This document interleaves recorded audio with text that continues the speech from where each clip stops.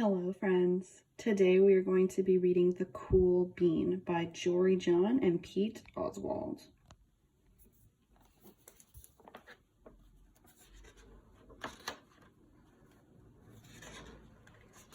Watch out!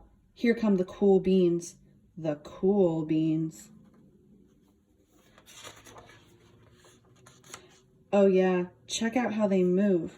Look at the way they swagger. Notice their sunglasses. Yow.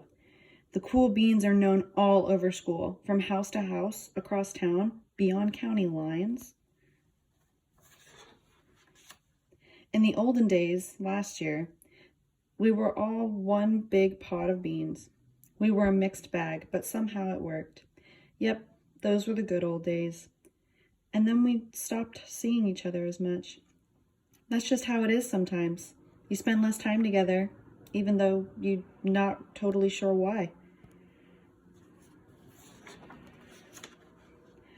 I watched as the beans I knew so well, the beans from my own pod, became the cool beans. Oh, they were so cool. One of them could play the guitar. Cool. One of them could draw the best superheroes. Cool. One of them could jump higher than any bean I'd ever known. Cool. Me? Well, I mostly stayed the same. Sure, I made some small changes. I wore sunglasses. Too big. I slicked my hair back. Too slick. I strutted around. Ow! I swaggered. Oof!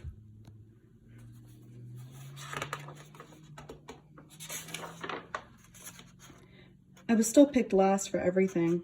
My clothes never seemed to fit. I snorted when I laughed. Honk. I walked into stuff. Whoomp. I was an uncool bean for sure. I started to think of myself as just a common bean with no special skills.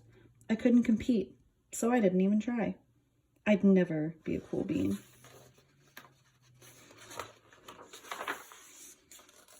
It seemed like there were two types of beans in the world. There were the cool beans and the beans like me. The days all blended together. I lived my life and things were just okay.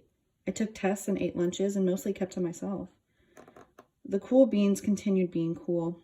I mean, sure, I missed them a bit, but it's not like I was going to say anything. I felt like all that coolness had gotten in the way of our friendship, and that's how it went. Until one day. I was in the cafeteria. I dropped my lunch on my loafers. Oh no, not again. And then something sort of miraculous happened. Out of nowhere, one of the cool beans helped me clean it up. He didn't even say anything. He just gave me a nod. That was it.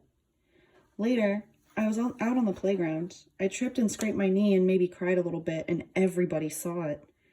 Another one of the cool beans came to my side, and without a word, he dusted me off.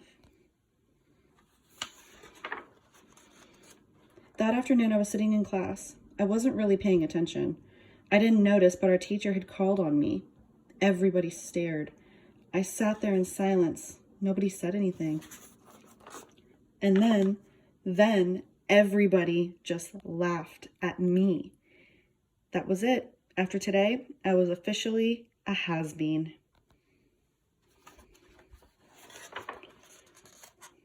But then one of the cool beans stood up and came over to me. Everybody watched. She leaned in close and whispered, "Hey, the teacher asked you to read from page 32. Then she gave me a quick wink and went back to her seat.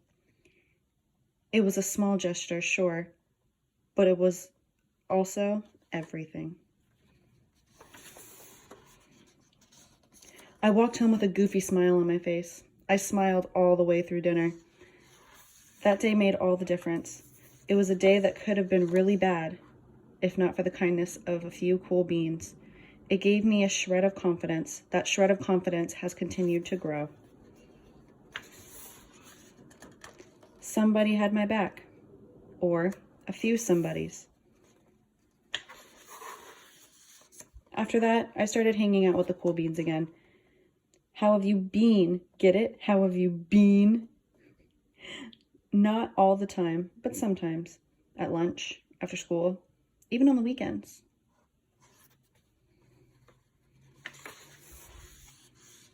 Throughout all this stuff, I realized that it's not about how you look or any of that other silly stuff. It was about a wink or a nod or a smile at just the right moment.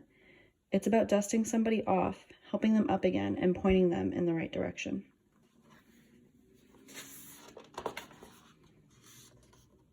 You need a hand? Yes, please. Now that's cool. The end.